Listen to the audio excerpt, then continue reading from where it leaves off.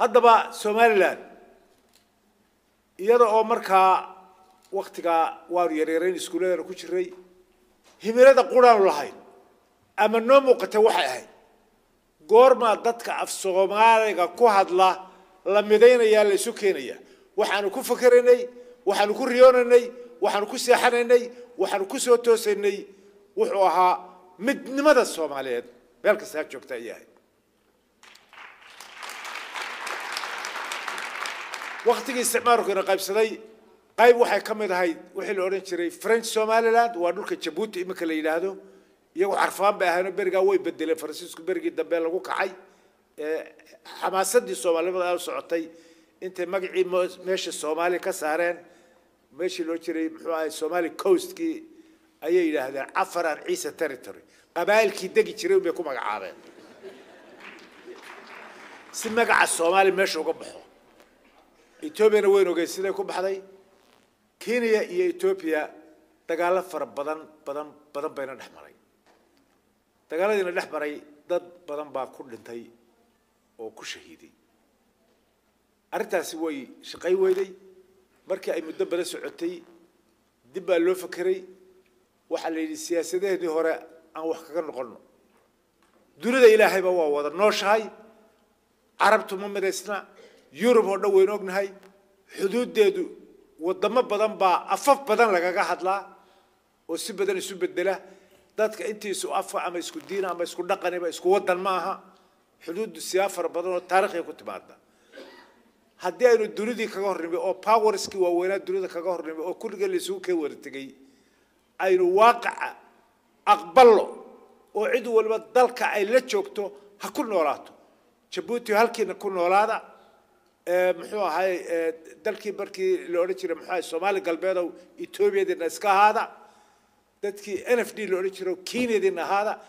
heshiis la gaaray bay ahayd understanding la gaaray bay ahayd dagaaladii oo laga soo waaqsaday dagaaladii barkii laga xiiqay waxa timid waa hagaaga haddaba Somalilandii hore British xukumi jiray iyo Ingiriisku xukumi jiray iyo Tii xukumi jiray oo iyagu midowgoodu ku salaysna barnaamijka isu keenka Soomaalida oo dhan muxuu soo ku dambeyn doona waxa dhacay hadii la oran lahaa de iyagu waa fayta company iyagu waaba israaceen iyo shirkadu halkaas ku dhamaatay waxba ma ateene waxa dhacay dagaal aad iyo aad u qadhaadh u farxun xasuuqa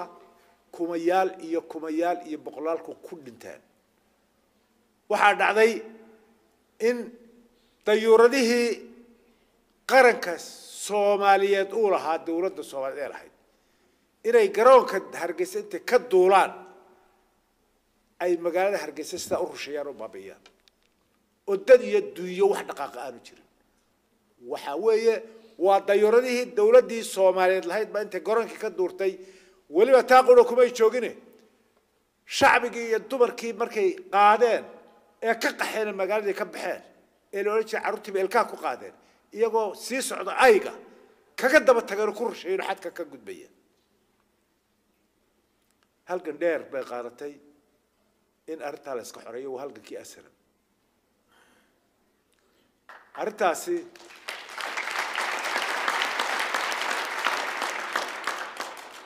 dadka qaar baa yiraahdaan muxuu ahay SRM waxa u dhalatay ama ahayd inay kala goyso Soomaaliya iyadu kala burburiso runtaadii sheegaya SRM sidii ba laga sheegayay muddadii ugu dheerayd ana gudoomiye ka ahaa SRM policy-geedu ma ahayn marka hore inay goosato ilaa waqtiga ugu dambeeyana hatta goosa ba ahayn laakiin waxa weeye goosiga waxa keenay kalifaad koobiya sagaashankii markii anigu ka degay maamulka SNM oo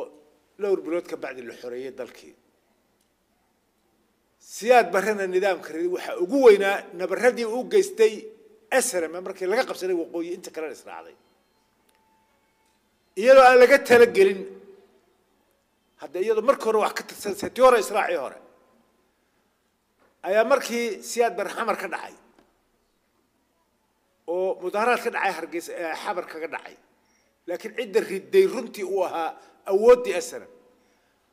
أي أنت دولة دي علم هذه الدولة كأنه واقع حمر أي اللي إذا ماذا سير عية شغال كان هاي سديد اللي يدي رياكسكي كنا شيء ضدكم وككاني إن بوليسي هربا إذا ما كنا قبل أنت برعلك على يوار وقصرنا وحن لسه نقولنا مرحبا أنا ضيدي سنة كنا على السلاسة يعني بوليسي كنت من رياكشن بوليسي كنا شيء تاريخ أيها وحما كنا يران ما يتها تدبر بأمك واحد ويديان وقالوا السؤال الحالة وقد بيصير ويديان أما بلا بدل اللي ويديان واتم محوها هاي حالة السلاسة إلى مكان الصومالية ما هزتهم محوها اعتراف الصومالية الحال كانوا ويرقناي مركا هلكا ما يدكبر نانتاي حتى السياسيين تي الصوماليين تين هدا الليدرز كوين دلك تين كل ولا سو مد الدوات تاس ودد اسكو افا اسكو ديره اسكو دقره اسكو دلا بورا iyo wabiyaal iyo wuxuu dhaxayatoona ma jiraan halka maxaa ka suurta gali kara horta runtii waxa weeye meesha taariikhda caynkaas leh oo Soomaaliya ay maanta ka warqabna xaaladda ay ku sugan tahay ka warqabna oo ay si kasta inta la yeelay oo adduunka iyo caalamka isugu tagay ilaa imika xamar qura la dejin kara ilaa حمرو كليا أفريقيا عندما لو كاري دوري ما عندما لو كاري ولا سكوت تجي إسكنداف كسماه إسكنداف بلا كار إسكنداف ودك قبل تسكر بركة وحا أرتها أنو كجتش ونبر والبا تهورت التاريخية أمضوا وحبي كوجوستي دستور بيسمعتني إذا الشعب قاعد قوان كره سياسي ومرة قفكم مرها أمضوا وحبي كوجوستي لكن إمك تتكهل لي وده هذا horta cidda lala hadlaa waa tee iminka inagu dal ahaan iyo dal ahaan haddaynu reer Soomaaliland nahay waxaan wanaagahay lama jeclin walaalheen waxaanu jecelahay madaqada oo nabad ka dhacdo waxaanu jecelahay xamar nabad ku soo dabaalto waxaanu jecelahay dadku nolol wanaagsan ku noolaado waxaanu jecelahay nabadgelyo ku soo dabaalto laakiin maanta halkaa albaab inooga furani iyo waxaanu ka qaban karaa oo muuqda oo maanta inaga gacanteena ku jira ما تشرو لكن إلى واحد ورجينا دوننا كلام مدناهاي كأننا كثيرنا وإحنا لقى بعضه إن هالكاسيد النبت قليو يحسلوني لوجو صوت دبال كريو لوجو صوت دبال لكن ما أنت أشده نوي للسومالان هرمرين تهذا اعتراف رادين تهذا ديمقراطية تهذا إلى أن تهذا أيام كل شقينا كانوا كل شقينا حزبنا ما كل شقينا واقع كانوا ما تدور شيء سوق تاجنا واقع كانوا هرسدنا أنا كاوي marka aanu nimaadno xisbiga iyo xaaladda dalkeenu maanta ku sugay yahay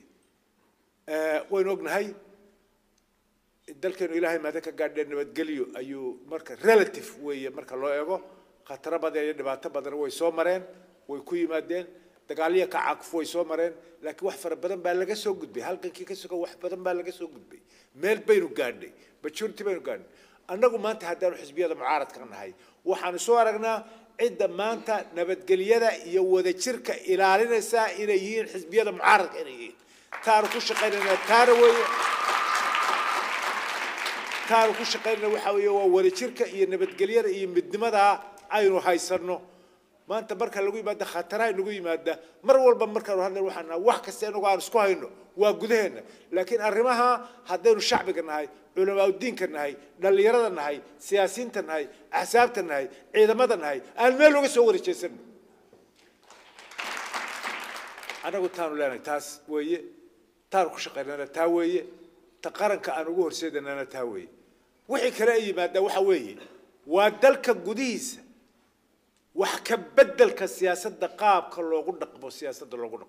هرومرك الدلك هرومرك بالشلة كان اللي يرده ودويك تعلينته عافماتك سيدي مكان الشيء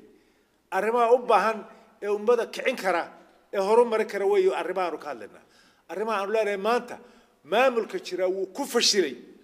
أيام در ما ملك مانتا داهري على كاهن هرت مرك ورثة وقتي ديمقراطية ده وح أساس وحول الشرعية بليه الشرعية ده هي الديمقراطية ده principles كفر لده إلا إلى شوي ما ملك ما تشرى